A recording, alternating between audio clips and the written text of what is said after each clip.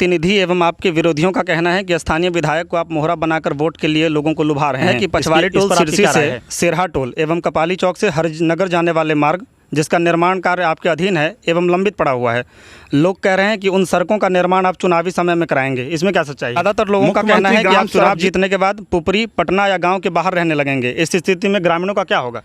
है कि कई लोग एवं अन्य प्रतिनिधियों का कहना है कि गांव स्थित जो उच्च माध्यमिक विद्यालय है उसमें आपकी अनुपस्थिति एवं उच्च स्तरीय शिक्षा पदाधिकारियों से साठगांठ होने के चलते अन्य शिक्षकों की छवि भी खराब हो रही है एवं पठन पाठन भी काफ़ी व्यवधान उसमें आ रहे हैं, तो इसमें आप क्या कहेंगे? सबसे पहले तो मैं कहूँगा किसी भी वार्ड में एक भी वृद्धा पेंशन, एक भी राशन कार्ड और एक भी विधवा पेंशन, एक भी विकलांग पेंशन अगर वंचित हो जाता है, अगर वंचित रह जाता है, अगर हमको 6 महीना के बाद अगर यहाँ अगर वंचित रह जाएगा तो मैं अपना इस्तीफा दे देने का काम करूँगा।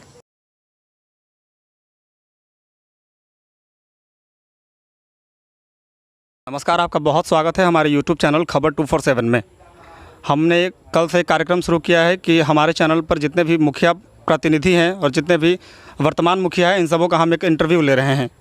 तो इस कड़ी को हम आगे बढ़ाते हुए सीतामढ़ी जिला अंतर्गत नानपुर थाना क्षेत्र के सिरसी ग्राम पंचायत स्थित ब्रह्मौल गाँव निवासी भावी मुखिया प्रत्याशी निर्भय कुमार सिंह जी का एक साक्षात्कार ले रहे हैं। तो आइए विभिन्न मुद्दों पर उनसे कठिन प्रश्नों की बौछार करने जा रहा हूँ। आइए, आपका बहुत स्वागत है हमारे YouTube चैनल खबर 247 में। बहुत बहुत धन्यवाद आपका। आजकल जो चुनावी दौर है, 1 महीना चुनावी जो समय सीमा है उसमें बाकी है, तो इस समय आप किस तरह से जनसंपर्क अभियान चला रहे हैं? सबसे पहले तो सिरसी पंचायत के तमाम मतदाता मालिकों को मेरा प्रणाम।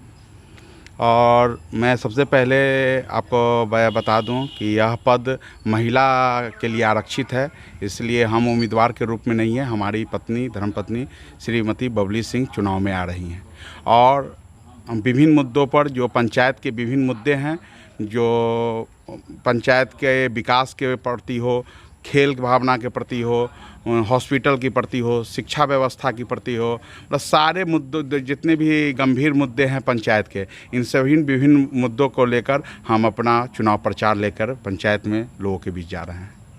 चलिए प्रश्नों की शुरुआत करते हैं, जिसमें पहला प्रश्न है कि मुखिया बनने के लिए आप किन किन मुद्दाओं का सहारा ले रहे हैं एवं आपकी चुनावी घोषणाएँ क्या क्या हैं? सबसे पहले तो हम बता दें कि अभी जो हम लोग अभी चुनाव में आज़ादी के 75 वर्ष के बाद भी आज हम मूलभूत समस्याओं से हम अपने पंचायत में वंचित हैं। यह हम लोगों के लिए बहुत ही अफसोस और खेदजनक है। आज 75 वर्ष आज़ादी के बीत जाने के बाद भी आज भी हमारे यहाँ बहुत ऐसी समस्याएं हैं, जो समस्याएं अगर जनप्रतिनिधि लोगों के द्वारा ईमानदारी रूप से प्रयास किया गया होता तो यह सब कोई समस्या हमारे पंचायत में नहीं होती और हमारा पंचायत एक आदर्श पंचायत होता। परंतु जनप्रतिनिधियों के उदासीन रवैया और भ्रष्टाचार में लिप्त होने के कारण यह स्थिति हमारे पंचायत की है। चुनावी घोषणाएँ क्या क्या है, क्या क्या मुद्दे हैं जिनके आधार पर आप चुनाव लड़ रहे हैं? चुनावी घोषणा मेरा नहीं करना है, हम काम करने में विश्वास रखते हैं। घोषणा वो करते हैं जिन्हें काम नहीं करना होता है। हम हमेशा से काम करने में विश्वास रखते हैं। एक सामाजिक कार्यकर्ता के रूप में भी हम बिना पद पे रहते हुए भी समाज का सेवा कर रहे हैं, हर वंचित शोषित लोगों का मदद कर रहे हैं और जो विभिन्न मुद्दे हैं उसे बार बार उठाते रहे हैं और अपने तरफ से प्रयास करते रहे हैं।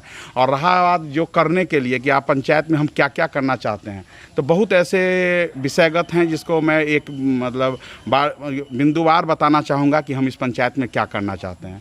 सबसे पहली समस्या हमारे पंचायत में, सबसे पहला समस्या है हमारे यहाँ विकास की जितनी भी विभिन्न योजनाएं चल रही हैं, सारी योजनाएं भ्रष्टाचार में बिल्कुल लिप्त हैं और यहाँ के जनप्रतिनिधि, जो विगत जनप्रतिनिधि थे, वो कंप्लीट सारे योजनाओं को भ्रष्टाचार में लिप्त कर सिर्फ अपना विकास करने का काम किए हैं, पंचायत का विकास बिल्कुल नहीं किए हैं।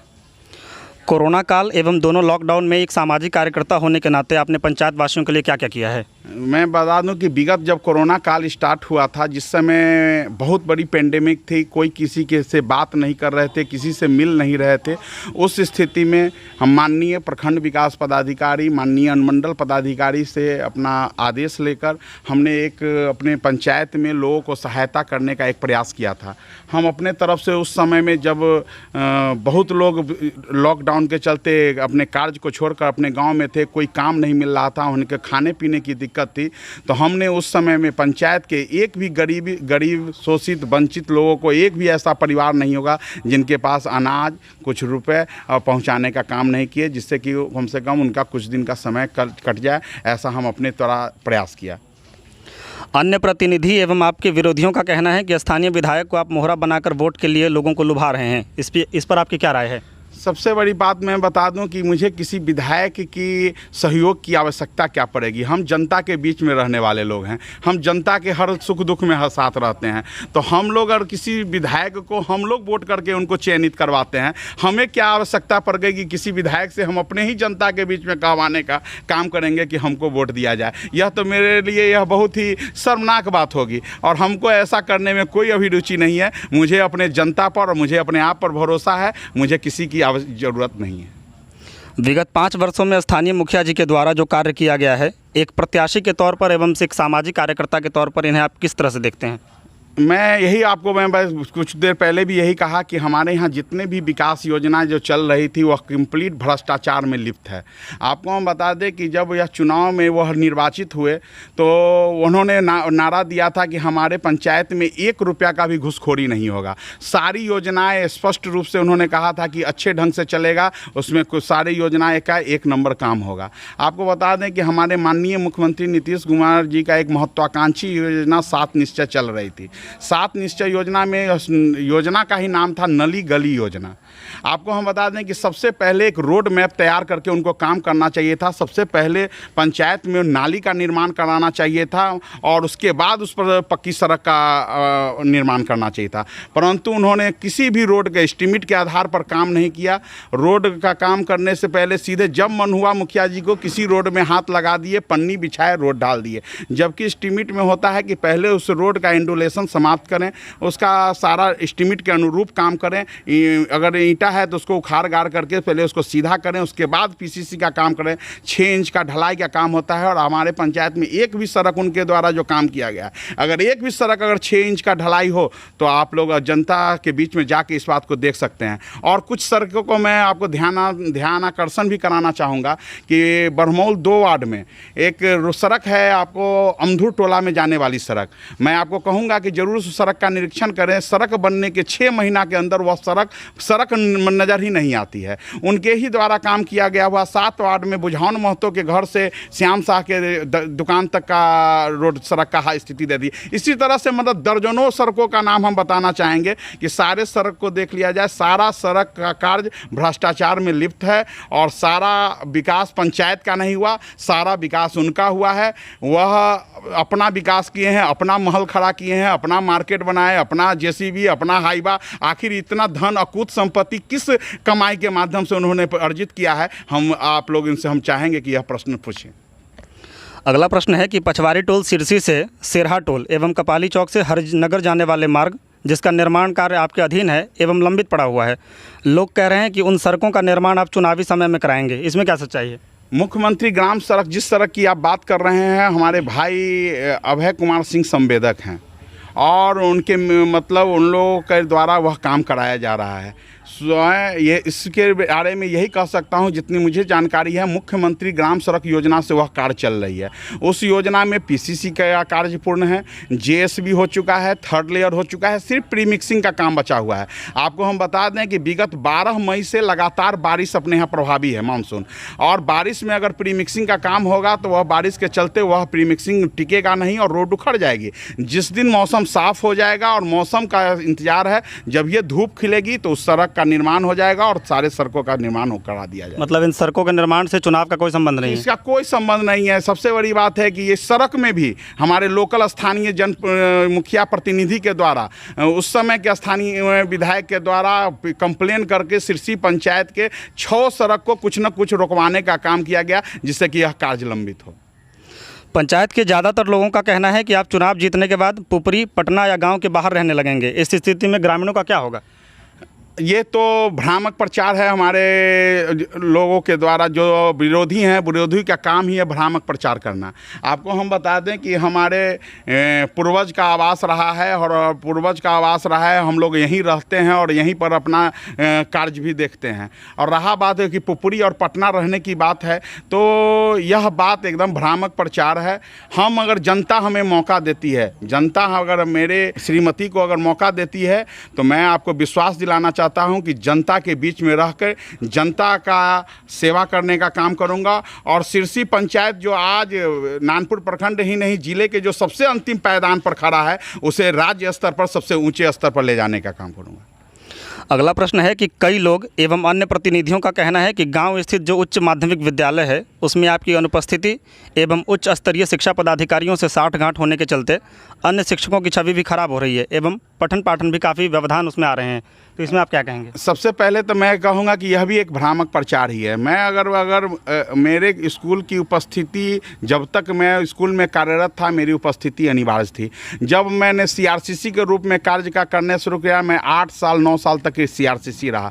सीआरसीसी के रूप में जो हमारा कार्य होता है वह मैंने कार्य करता रहा। अगर स्कूल में अनुपस्थित था, तो जो हमारे मुखिया प्रतिनिधि जो हम पर आरोप लगा रहे हैं, तो हमारे गण वह सत्ताधारी दल से बिलोंग भी करते हैं और मतलब धाक जमाते हैं, उसी के नाम पर वह भ्रष्टाचार में लिप्त भी हैं।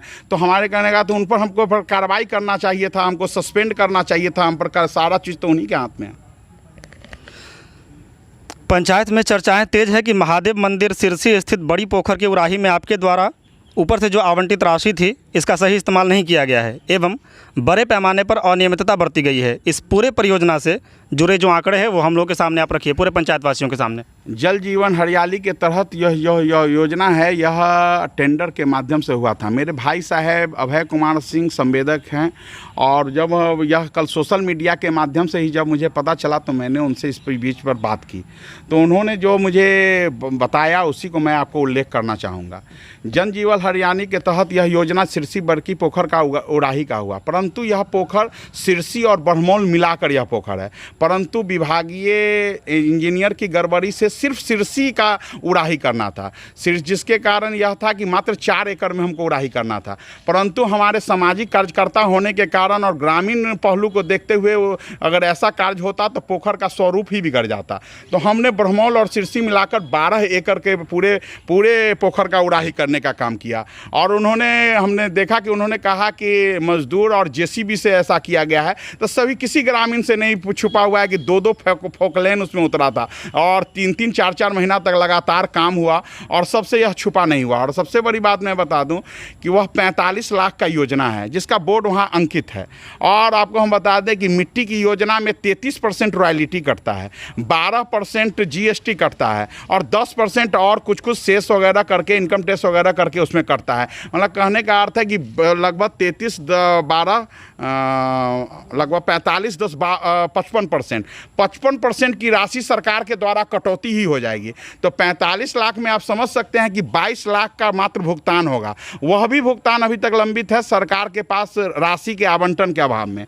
और आपको बता दें कि 22 लाख रुपया सिर्फ वहाँ से प्राप्त होगा और किसी तरह का वहाँ भ्रष्टाचार नहीं हुआ है।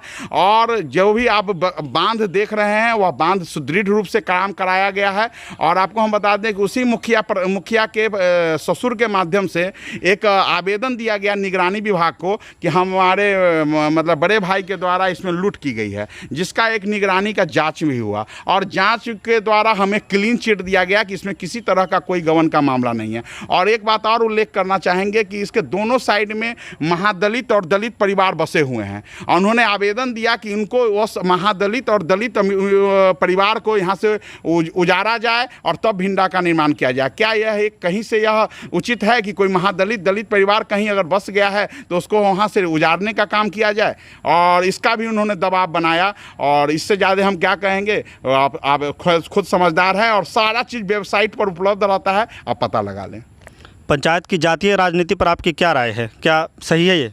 यह जाति की तो बात होनी ही नहीं चाहिए कभी भी। राजनीति आज हम लोग 2021 जाति या फिर गांव करके कि सिरसी ब्रह्मौल ऐसे करके। हाँ, तो वही हम बात कर रहे हैं कि जाति की बात हो या ग्राम की बात हो। एक बात बताइए कि अगर हम आज किसी को वह कहने चले जाएं कि हमारे देश के यशस्वी प्रधानमंत्री नरेंद्र मोदी जी हैं, और हम किसी को कहने चले जाएं कि हमारे बिहार के लोग ही क्यों नहीं प्रधानमंत्री हैं, तो यह कितना एक अपने आप में एक शर्मनाक बात है। हमारे कहने का अर्थ है कि पंचायत एक सिरसी पंचायत है। सिरसी पंचायत के सभी लोग एक हमारा समाज है। समाज को जोड़ने की बात होती है। समाज को तोड़ने की जो बात करते हैं वह कभी भी विकास की नहीं बात करेंगे। समाज को हमेशा जोड़ने की बात करनी चाहिए। और जो लोग भी अगर तोड़ने की बात करते हैं वह समाज में किसी तरह के लिए हितकर नहीं है और किसी के मतलब तरह से वह विकास से उनका कुछ लेना देना नहीं है। वो भी पूर्ण प्रतिनिधि जिस तरह हैं, जो भी लोग जैसा अगर ऐसा बात करते हैं तो वो भी अपना उल्लू सीधा करने में लगे रहेंगे। महारानी स्थान सिरसी एवं महादेव मंदिर सिरसी के निर्माण कार्य में आपकी भागीदारी होने के बावजूद इन दोनों का निर्माण कार्य क्यों अटका हुआ है? महारानी स्थान का स्वरूप आप जाके देख सकेंगे कि महारानी स्थान हमारे पंचायत का एक बहुत ही अमूल्य धरोहर है। और हम लोग वहाँ जाके अगर देखें तो आपको लगेगा कि महारानी स्थान का बहुत ज़्यादा चहुमुखी विकास हुआ है। और उनके जो भी हमारे उसके जो भी सदस्य हैं, जो भी अध्यक्ष लोग हैं, उनसे बात आप करके देखेंगे, जब जिस तरह का उन्होंने हमसे सहयोग मांगा, चाहे जब कभी ईंट की ज़रूरत हो, कभी छत ढालने में बालू की ज़रूरत हो, जब से मेरे माध्यम से व्यक्तिगत राशि से मुझे जब खोजा गया है, मैं सदैव उपस्थित भी रहा हूँ और हमसे जो बन पड़ा है सामाजिक रूप से उनको देने का काम किया है। और मुझे लगता है कि इसमें मैंने कोई कोताही नहीं बढ़ती है। पूरे भवन के लिए लोग कह रहे हैं कि इससे पहले जदयू विधायिका रंजू गीता के द्वारा इस पूरे भवन का उद्घाटन किया गया था, लेकिन अभी जो माननीय बाजपट्टी विधायक राजद के हैं मुकेश कुमार यादव, उनके द्वारा उद्घाटन किया गया है, लेकिन जो पट्टिका लगाई गई है उस पर जदयू के किसी भी नेता का नाम नहीं है। ये आपको हम सबसे पहली बात बता दें कि विधायक का पद किसी पार्टी का पद नहीं होता है। पद तो उस विधायक का पद होता है। उन्होंने आपको मैं बता दूं कि रंजू गीता जी के द्वारा कहीं से यह उद्घाटन नहीं किया गया था। रंजू गीता का बाद में शिलान्यास का बोर्ड लगाया गया और मुकेश यादव के जीतने के बाद ही वह काम शुरू हुआ है। यह जनता से जाके आप पूछ लेंगे। और चूंकि अभी वर्तमान विधायक मुकेश कुमार यादव जी हैं तो स्वाभाविक तौर पर है कि उद्घाटन वही करेंगे। ये पद होती है। आज मान लीजिए कि इस पंचायत की मुखिया किरण देवी हैं, कल कोई और मुखिया हो जाएंगे, तो क्या अभी पंचायत सरकार भवन जो अधूरा पड़ा हुआ है, जो पंचायत सरकार भवन है, उसके बारे में भी हम आगे आपको बताएंगे। आज अधूरा पड़ा हुआ है, आज उसका पूर्ण निर्माण होगा। कल हम चुनाव जीतते हैं तो उसका उद्घाटन वर्तमान मुखिया करेंगे कि भूतपूर्व मुखिया ही करेंगे? ये तो क्वेश्चन ही गलत है। महादेव मंदिर निर्माण कार्य नहीं बताया। महादेव मंदिर निर्माण कार्य के बारे में हम बता दें आपको कि महादेव मंदिर निर्माण कार्य के लिए 1 साल पहले पूर्व हम लोग ने बैठक की थी कि महादेव मंदिर का निर्माण हो। महादेव मंदिर के निर्माण के समय में ही कोरोना काल आ गया। कोरोना काल आ गया है और हम लोग उस पर पूरा विचार कर चुके हैं। चुनाव के बाद और बरसात जब ख़त्म हो जाएगी तो उसका कार्य प्रारंभ हो जाएगा और आने वाले दिनों में आपको नज़र आएगा कि महादेव मंदिर सिरसी बाज़ार का एक बहुत ही सुंदर स्वरूप आपके सामने प्रतीत होगा। अच्छा। और आपको इसी पर हम बता दें कि इसी तरह से पुरवारी टोल में भी एक महादेव मंदिर है जिसका निर्माण हमारे कुछ लोगों के द्वारा कराया जा रहा था, सभी ग्रामीणों के सहयोग से। उसी में कुछ लोगों ने छत का सेंटरिंग कराने का काम किया और उसके बाद उसकी छत की ढलाई नहीं करवा रहे थे। हमारे ग्रामीण लोग वहां से आए और कहे कि 1 महीना से सेंटरिंग बंधा हुआ है और अभी तक उसका छत का ढलाई नहीं हो पा रहा है और मिस्त्री हमारे लोगों को कह रहा है कि अब हम सेंटरिंग खोल देंगे। और हमसे जो बन पड़ा, जैसे बन पड़ा, और सब कुछ करके उस छत का ढलाई करवाने का काम किए। और किसी तरह का पंचायत में कोई भी धार्मिक स्थान हो जिसमें मुझे खोजा गया हो, ऐसा नहीं है कि जहां मैं उपस्थित नहीं रहा। एक और आपको हम बात उल्लेख करना चाहेंगे कि वर्तमान मुखिया के द्वारा एक सिरसी सिकरा टोल पर दुर्गा मंदिर के चबूतरा के निर्माण का शिलान्यास किया गया। बड़ी धूमधाम से शिलान्यास कराया गया, फोटोग्राफी भी हुई। और चैती दुर्गा से 6 दिन पहले तक जब वह नहीं बना तो वहाँ के सारे कार्यकर्ताओं के द्वारा और ग्रामीण के द्वारा मुझे बुलाया गया और कहा गया कि इस चबूतरा का निर्माण करवा दिया जाए, क्योंकि अब हम लोग के लिए प्रतिष्ठा का विषय है और ग्रामीण का प्रतिष्ठा मेरा प्रतिष्ठा का विषय है। फिर मैंने उसका काम कराने का काम किया। इससे आपको एहसास होगा कि सारे धार्मिक कार्यों में मेरी अभिरुचि रहती है और चाहे वह मंदिर हो या मस्जिद हो, किसी चीज़ का हो, हम किसी भी धर्म के साथ अगर मुझे खोजा जाता है मैं उसमें एकदम निरंतर खड़ा उतरता हूँ। अच्छा, महादेव मंदिर के पास ही एक लाइब्रेरी है, शिव शक्ति पब्लिक लाइब्रेरी। पिछले 5 साल में उस पर ध्यान नहीं दिया गया। लोग कहते हैं कि चुनाव के समय में कहें या फिर 15 अगस्त को देखते हुए इसमें बांस बल्ली का काम करवाया गया है। शिव शक्ति लाइब्रेरी एक संस्था जो है, जो पछवाड़ी टोल के नवयुवकों के द्वारा, वह बहुत ही महत्वाकांक्षी योजना है। वहाँ के नवयुवक एक अपना लाइब्रेरी का निर्माण कराना चाहते हैं, जिसके द्वारा वहाँ पठन पाठन का कार्य हो सके, प्रतियोगी परीक्षाओं की तैयारी हो सके। इसके लिए उस लाइब्रेरी का निर्माण था, जो कुछ दिन पहले कम से कम वह बह गया था और 15 अगस्त और 26 जनवरी को विगत 5-7 वर्षों से वहाँ झंडोत्तोलन होता है। तो उसी में कुछ नवयुवक लोग आके कहे कि हम लोग का यह ख़त्म हो गया है, इसका झांझ बत्ती से कम अभी तक तत्काल स्वरूप कर दिया जाए। तो जो बन पड़ा हम सहयोग करके उसका निर्माण कराना चाहें। और इसी पर एक आगे हम आपको बताना चाहेंगे कि चूँकि अभी चुनावी घोषणा नहीं हुई है, अभी आचार संहिता नहीं लगी है, तो मैं आपको बता दूं कि हमारे जो स्थानीय विधायक अभी हैं मुकेश कुमार यादव जी, उन्होंने कहा है कि जो सिरसी पंचायत में फंड देकर मैं सबसे पहले शिव शक्ति लाइब्रेरी का निर्माण कराऊंगा। अगला प्रश्न है कि पंचायत में जो प्रधानमंत्री आवास योजना, जिसका नाम पहले इंदिरा आवास योजना था, उसका बहुत लोगों को लाभ नहीं मिल रहा है, तो इसके लिए आप क्या कहेंगे? वृद्धा पेंशन हो गया, प्रधानमंत्री आवास योजना हो गया, नल जल योजना, मुख्यमंत्री सात निश्चय योजना, जो भी है। बहुत ही अफसोस के साथ हमें यह कहना पड़ रहा है कि हमारे यहाँ आवास योजना हो, वृद्धा पेंशन योजना हो, विकलांग पेंशन हो, राशन कार्ड की समस्या हो, ये विभिन्न समस्याओं को लेकर आज हमारे पंचायत के लोग सबसे ज़्यादा प्रखंड का चक्कर लगाते रहते हैं। इसकी सबसे बड़ा कारण यहाँ के जनप्रतिनिधि का उदासीनता है। और आपको हम बता दें कि आज प्रधानमंत्री आवास योजना, आज 1,30,000 रुपया एक गरीब को मिलता है आवास बनाने के लिए, और उसको महात्मा गांधी मनरेगा के तहत उसको 17 या 20 हज़ार के करीब में उसको मजदूर का पेमेंट मिलता है। 1.5 लाख रुपया में उस बिल्डिंग का निर्माण कराना रहता है। उसमें से भी आज को बता दें कि यहाँ मुखिया प्रतिनिधि के द्वारा ज़बरदस्त तरीके से यहाँ घूसखोरी का कार्यक्रम चला। आप जाके इस पंचायत का सर्वे करा लीजिए, 10,000, 20,000, 30,000, 50 हज़ार रुपया तक या प्रधानमंत्री आवास योजना में घूसखोरी का भेंट चढ़ गया। उससे क्या आप ही बताइए कि कोई गरीब आदमी से जब इतना का घूसखोरी हो जाएगा तो वह भवन बना पाएगा? सैकड़ों की संख्या में लोग हैं जो अभी आवास से इसलिए अभी नहीं बना पाए हैं कि वह सारा पैसा उनका घूसखोरी में चला गया है। और यह सारे घूसखोरी के पीछे एक ही आदमी है, यहाँ के जनप्रतिनिधि और यहाँ के मुखिया प्रतिनिधि। तो अब इससे शर्मनाक क्या बात हो सकता है? कोई वृद्धा पेंशन की बात हो, राशन कार्ड की बात हो, सब चीज़ में भ्रष्टाचार है। यहाँ तक कि कुछ दिन पूर्व यहाँ शौचालय निर्माण का कार्य हुआ था। शौचालय निर्माण कार्य में भी आपको हम बता दें कि फोटोग्राफी करने का अलग लोग पैसा लेने का काम किए, नंबर लिखने का अलग पैसा लेने का काम किए, और उसके बाद भी यहाँ लगभग 25% लोगों को आज तक शौचालय का भुगतान नहीं हुआ। यह कितना बड़ा गंभीर समस्या है, आप इससे समझ सकते हैं। और थोड़ी बात आपको हम बताना चाहेंगे, कुछ बिंदु छूट जाते हैं, हम बताए थे कि बिंदुवार आपको बताना चाहेंगे। इस प्रखंड में पशु शेड का निर्माण विभिन्न पंचायतों में चल रहा है, लेकिन सिरसी पंचायत में कोई भी पशु शेड का निर्माण नहीं चल रहा है जिससे कि किसान लाभान्वित हो सके। आज एक योजना चल रही है सरकार के द्वारा कि आप मनरेगा के तहत पशु शेड बनाते हैं तो आपको 76,000 रुपया सरकार के द्वारा भुगतान हो जाती है, लेकिन यहाँ के किसी भी किसान का एक जगह भी पशु शेड नहीं बना। या कितना घनघोर विषय है। और आपको हम बता दें कि वृक्षारोपण का कार्यक्रम व्यापक पैमाने पर यहाँ चलाना है, जो सरकार का यहाँ महत्वाकांक्षी योजना है, लेकिन चंद लोगों को छोड़कर किसी भी आम किसानों को इसका लाभ नहीं मिला। यहाँ तक कि मुखिया प्रतिनिधि सिर्फ अपने ज़मीन में वृक्षारोपण का लाभ लेकर इस पर लाखों रुपया निकालने का काम किए। आज पशु शेड भी बनाकर उसका रुपया निकालने का काम कर रहे हैं। तो अपना विकास में लगे हुए हैं। उनका यही है कि बस पंचायत को लूटकर अपना विकास कर लेना। कपाली चौक स्थित पंचायत भवन के ठीक पीछे प्राथमिक स्वास्थ्य केंद्र का उद्घाटन किया गया था आज से 2 वर्ष पहले, और ठीक उसी समय आरटीपीएस काउंटर का भी उद्घाटन किया गया था, जिसका पेपर में भी इश्तेहार छपा हुआ था।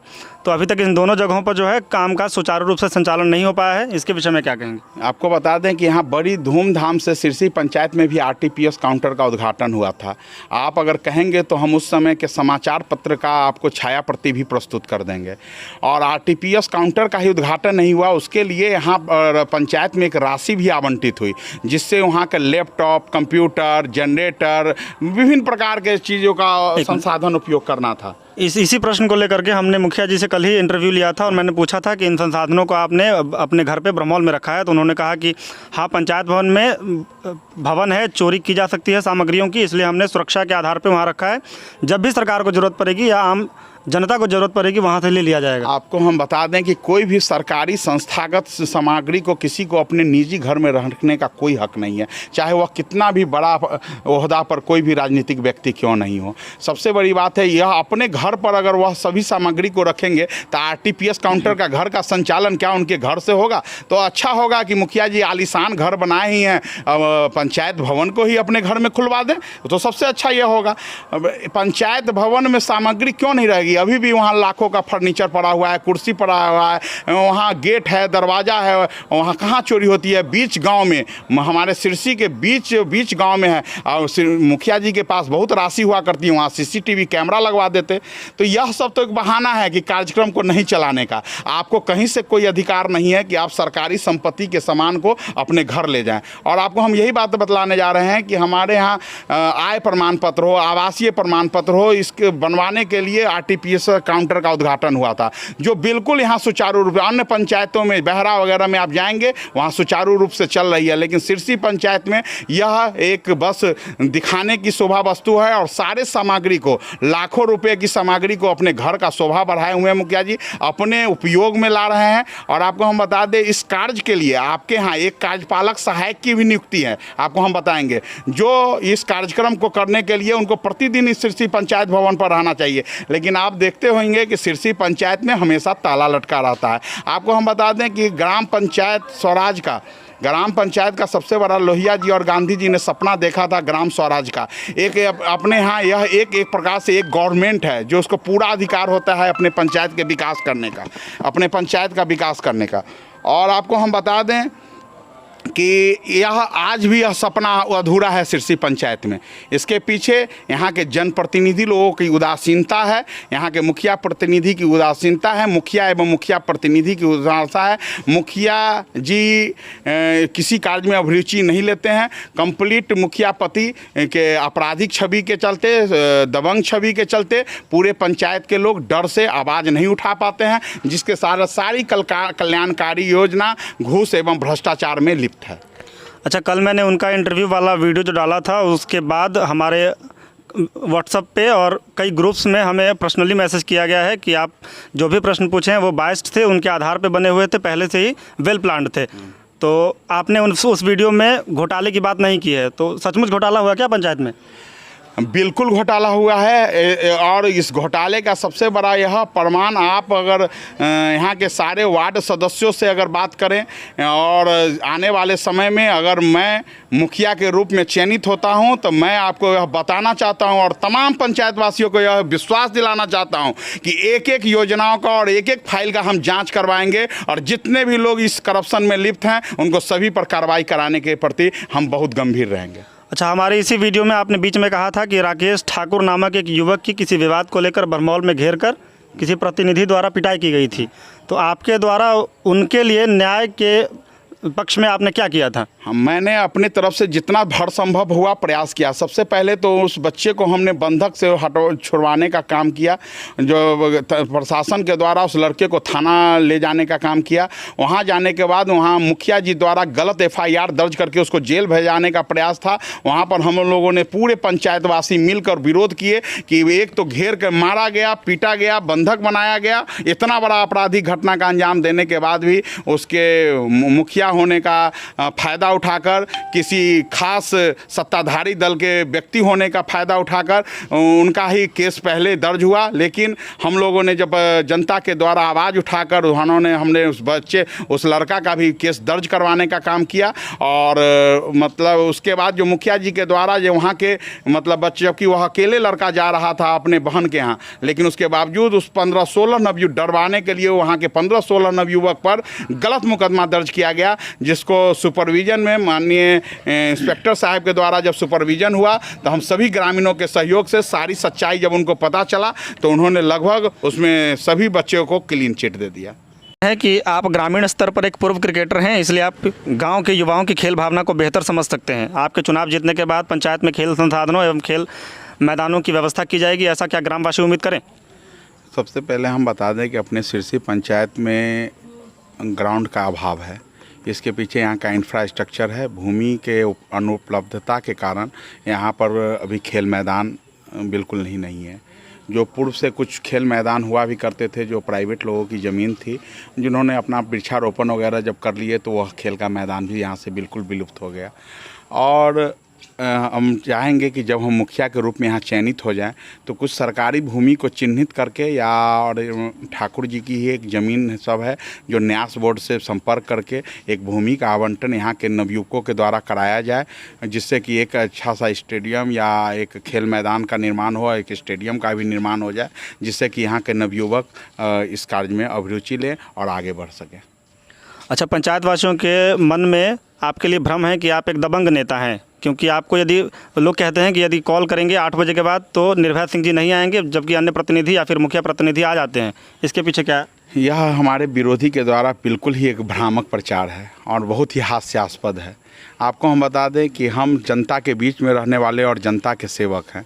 हमें कभी भी किसी भी तरह, हम आज से नहीं, हम पूर्व से भी सामाजिक कार्यकर्ता के रूप में यहाँ अपनी एक्टिविटीज़ को करते रहे हैं। 12 बजे दिन हो या 12 बजे रात में हो, जब भी लोग याद करते हैं, किसी को रात में सांप काट लिया हो, किसी को रात में बीमार हो गया हो, किसी के साथ कोई समस्या हो गया हो, रात में ले जाके डॉक्टर साहब के यहाँ से उचित इलाज करवा के उनके घर तक पहुँचाने का हम काम करवाते हैं। और लोग हमें दबंग कहते हैं। एक बात बताइए कि मेरी 41-42 उम्र होने जा रही है। आप हमको बताइए कि अगर हम दबंग रहते तो हम पर इस समाज के लोग से किसी से भी आज तक तू मैं हो आ रहा था, या किसी भी समाज के वर्ग के द्वारा मुझ पर आरोप हुआ करता। आज पूरे पंचायत में एक भी व्यक्ति नहीं कह सकता है जिससे कि मुझे किसी से तू मैं भी हुआ हो, तो हम दबंग कैसे हुए? और जो लोग यह भ्रामक प्रचार कर रहे हैं उन्हीं के बारे में आपको हम छोटा सा एक संक्षेप में एक कहानी सुना देते हैं कि हमारे यहाँ एक सिरसी बड़की पोखर है, वहाँ पर हम लोग छठ बहुत धूमधाम से मनाते हैं। छठ यहाँ का बहुत बड़ा पर्व है, यहाँ नहीं पूरे बिहार का ही बहुत बड़ा महापर्व है। हमारे यहाँ के बहुत लोग जो बाहर रहते हैं, दिल्ली, मुंबई, कलकत्ता, मद्रास, जहाँ भी काम करते हों, वहाँ से सब लोग यहाँ छठ के समय में उपस्थित होते हैं और बहुत ही धूमधाम से यहाँ छठ का कार्यक्रम होता है। उसी में वहाँ के नवयुवक के द्वारा वहाँ छठ का घाट का निर्माण कराया जा रहा था। मनरेगा के तहत वहाँ मुखिया जी कुछ मिट्टी का काम करवाए थे, उसमें से 1-2 टोकरी मिट्टी लेके लोग छठ का घाट निर्माण करा रहे थे। इसके लिए मुखिया प्रतिनिधि जाके वहाँ गाली गलौज करने लगे। गाली गलौज इस तरह से करने लगे जो इतना ख़राब उस नवयुवक को लोग को लगा कि उन्होंने इस पर विरोध व्यक्त कर दिया कि आप गाली मत दीजिए, कोई बहुत बड़ी बात नहीं है, 2-3 टोकरी हम लोग मिट्टी लिए हैं, वो वापस फिर वहाँ पर रख देंगे। लेकिन हमारे प्रतिनिधि को यह गवारा भी, इनको यह भी बहुत ख़राब लगा और उन्होंने जब वह लड़का, उसी में से एक लड़का राकेश ठाकुर जिसका नाम है, वह सवेरे अपने बहन के यहाँ सनेस लेकर जा रहा था तो उसको अपने घर के पास घेर कर और उसको बुरी तरह से पीटा गया। और पीटा ही नहीं गया, उसके बाद उसको वहाँ से उठा के अपने घर में बंधक बना लिया गया और इतनी बड़ी कार्रवाई की गई। आप इससे ही अंदाज़ा लगाया जा सकता है कि वह कितने बड़े दबंग है। और दबंग नहीं, वह अपराधी हैं। अपराधी इस सेंस में है कि आपको हम बता दें कि 1-2 नहीं, दर्जनों मुकदमा, आपराधिक मुकदमा उन पर दर्ज है और वो आज भी कई केसों में वारंटी है। और एक केस में तो हम जानते हैं कि वो 2 साल से वारंटी है, परंतु क्यों यहाँ के थाना प्रभारी और एसपी संज्ञान में नहीं लेकर उनको गिरफ्तार कर लिए हैं, यह एक प्रश्नवाचक चिन्ह है प्रशासन पे। आप एक शिक्षक हैं, पंचायत में शिक्षा के गिरते स्तर एवं नशाखोरी के बढ़ते प्रसार को आप किस कदर देखते हैं? इसके रोकथाम को लेकर आप क्या करेंगे? देखिए, नशा मुक्ति एक ऐसा समाज में विषय है जिससे कि समाज में आज सब कुछ लोग प्रभावित हैं। आज हमारा पंचायत के नवयुवक, हम बहुत अफसोस के साथ कहना पड़ रहा है कि हमारे यहाँ के पंचायत के नवयुवक भी इसके प्रति आकर्षित हो रहे हैं। आज जहाँ प्रतियोगी परीक्षाओं के प्रति उनको आकर्षित होना चाहिए, जहाँ आज उन्हें सुबह सुबह दौड़ लगाना चाहिए, सीआरपीएफ या बीएसएफ की बहाली में जाना चाहिए, परंतु इसमें उनकी अभिरुचि नहीं हो के आज नशा में अभिरुचि हो गया है। शाम होते ही बाजार हाट नशा से गुलजार होने लगते हैं और इसके पीछे कहीं ना कहीं यहाँ के राजनीतिक लोगों का और यहाँ के जनप्रतिनिधि लोगों का ही हाथ है। आपको बता दें कि जो खुद नशा में लिप्त रहते हैं और नशा में लिप्त लोगों के साथ उठना बैठना और साथ रहते हैं, वह नशा मुक्ति का अभियान क्या चलाएंगे। और जहाँ तक नशा मुक्ति के अभियान की बात है, तो समाज में जब तक हम लोग जागरूकता नहीं फैलाएंगे, जब तक महिलाओं को जागरूक नहीं करेंगे, जब तक युवाओं को जागरूक नहीं करेंगे, जब तक समाज के लोगों को जागरूक नहीं करेंगे कि आप समाज में यह नशा बहुत ही ख़राब चीज़ है, समाज में नशा करने से आपकी सामाजिक रूप से, आपकी आर्थिक रूप से, सब चीज़ में आपकी क्षति ही होती है। यह बात जब तक नहीं दिमाग में रखा जाएगा, लोगों को अवेयर नहीं किया जाएगा, हर महीने 2 महीने पर एक जागरूकता रैली नहीं निकाली जाएगी, तब तक समाज से नशा को मुक्ति संभव नहीं है। और हम अगर मुखिया के रूप में हमारे श्रीमती अगर चयनित होती हैं, तो यह मेरा एक प्रमुख मुद्दा रहेगा कि नशा मुक्त पंचायत बनाएं, जिससे कि हमारा आदर्श पंचायत सिरसी पंचायत बन सके। और ढहती शिक्षा व्यवस्था, गिरती शिक्षा व्यवस्था की जहाँ तक बात है, तो आपको हम बता दें कि गिरती शिक्षा व्यवस्था के रूप में हमारा एक यही कहना है कि यहाँ जो भी इतना भी ग्रामीण स्कूल हैं, उसकी इंफ्रास्ट्रक्चर की स्थिति ठीक नहीं है। इसके पीछे रीज़न है कि हमारे यहाँ या मेरे ही प्रयास से, जब मैं CRCC था तो सिरसी मध्य विद्यालय को उत्क्रमित मतलब उच्च विद्यालय करवाने में मेरी ही अभिरुचि थी। और हमने उस समय प्रखंड से लेकर जिला स्तर पर दौड़कर इस विद्यालय को उत्क्रमित उच्च विद्यालय कराया, जिससे कि यहाँ के बच्चे आज कम से कम बहरा, जानीपुर, रायपुर जाना नहीं पड़ता है। वह बच्चे कम से कम मैट्रिक की परीक्षा यहाँ से पास कर लेते हैं। आज जब हमने यह उत्क्रमित उच्च विद्यालय कराया था, उसी समय बाजार पर एक ज़मीन है जिसको हमने CO साहब से रिपोर्ट करवाया था कि यहाँ पर उत्क्रमित हाई स्कूल बना दिया जाए, जिसको कुछ लोगों ने यहाँ के राजनीतिक उद्देश्य से वहाँ पर आवेदन दिलवा दिए कि यह इस भूमि पर विद्यालय नहीं बन सकता है, जिसके कारण आज तक विद्यालय नहीं बन सका, जिसके कारण वहाँ हाई स्कूल के शिक्षक आज तक नियुक्त नहीं हो पाए हैं। वहाँ एडमिशन तो हो रहा है, रजिस्ट्रेशन तो हो रहा है, फॉर्म तो भरा रहा है, लेकिन बच्चे को आज तक न वहाँ शिक्षक की नियुक्ति हो पा रही है, न पढ़ाई हो पा रही है। ये जब तक वहाँ भवन का निर्माण नहीं हो पाएगा, और यह मेरी पहली प्राथमिकता है कि अगर हम इस पंचायत में मुखिया के रूप में चयनित होते हैं, तो मैं आपको आशा नहीं, पूर्ण रूप से यह कहना चाहूँगा कि जल्द से जल्द यहाँ उच्च विद्यालय बन के निर्माण होगा, और सारा इंफ्रास्ट्रक्चर जब मजबूत होगी तो पढ़ाई की स्थिति भी सुधरेगी। जितनी भी सरकारी योजनाएं हैं, आपके कहने के अनुसार पंचायतवासी यदि मान भी ले कि मुखिया प्रतिनिधि द्वारा इनको ज़मीन पर नहीं उतारा गया है, तो एक सामाजिक नेता होने के कारण चलते आपने क्या किया है? मैंने जहाँ तक हो सका है मैंने इसका हर संभव प्रयास किया है क्या। और मैं बता दूं कि यहाँ के मुखिया प्रतिनिधि के द्वारा बहुत बड़ा, हमको लगता है बिहार का सबसे बड़ा घोटाला सिरसी पंचायत में ही हुआ है। एकमात्र यह पंचायत ऐसा है जहाँ यहाँ के वार्ड मेंबर सदस्यों से एडवांस में सारा रुपया अपने अकाउंट में ले लिया गया। और जबकि सरकार का एक चिट्ठी है जो आपको अभी मैं उपलब्ध करा देता हूँ, चाहूँगा कि उस चिट्ठी को भी आप चलावें। ये स्पष्ट चिट्ठी है कि मुखिया के किसी भी रिश्तेदार के खाते में पैसा आप हस्तांतरित नहीं कर सकते हैं, जबकि अगर वह अकाउंट में भी हस्तांतरित करते हैं तो 70% पैसा ही किसी बालू सीमेंट या ईंट वाले को आप दे सकते हैं। 30% पैसा उसमें जो रहता है वह लेबर का पैसा होता है। लेकिन सारा का सारा पैसा अपने अकाउंट में ट्रांसफ़र करवा के और वार्ड मेंबर का शोषण और दोहन काम करने का काम किए। और आज भी वार्ड मेंबर यहाँ के बहुत मतलब पीड़ित हैं और वह आवाज़ उठा रहे हैं, और हमने उनका आवाज़ उठाने का काम किया, जिसके कारण आज जो एडवांस का रुपया लिया गया था, हमारे आवाज़ उठाने के बाद यहाँ लगभग दर्जनों रोड उसके बाद निर्माण कराया गया है, और अभी भी और निर्माण कराना शेष है, और कभी कितना कार्य लंबित हैं। और मुखिया के द्वारा घोर अनियमितता करके सारे रुपया का निकासी करके अपना महल खड़ा कर लिया गया। पंचायत के विकास में वार्ड सदस्यों का कितना हाथ है, और सिरसी में वार्ड सदस्यों ने अब तक क्या किया है आपकी नज़र में? देखिए, सिरसी वार्ड क्रियान्वयन, हमारे मुख्यमंत्री की यह इस बार योजना आई कि हमारे यहाँ वार्ड क्रियान्वयन समिति का गठन किया गया। वार्ड क्रियान्वयन समिति होता है, इसमें वार्ड सदस्य अध्यक्ष होते हैं, और उसी वार्ड का एक व्यक्ति सचिव होता है, जिसके नाम से खाता का संचालन होता है। मुखिया के द्वारा उसके खाते में पैसा हस्तांतरित किया जाता है और उनके द्वारा वह कार्य कराया जाना है। लेकिन हमारे यहाँ यह स्थिति है कि मुखिया प्रतिनिधि चूंकि दबंग और इतने बड़े आपराधिक व्यक्ति हैं कि सारे वार्ड मेंबर को एक भी काम कराने का काम नहीं किया, और जिसके कारण जब वार्ड सदस्य को प्रताड़ना सेवा का शिकार जनता से होने लगा तो वह मुखिया के यहाँ आना पड़ा उनको, और मुखिया ने उनसे एडवांस चेक लेकर और कार्य को नहीं करवाया।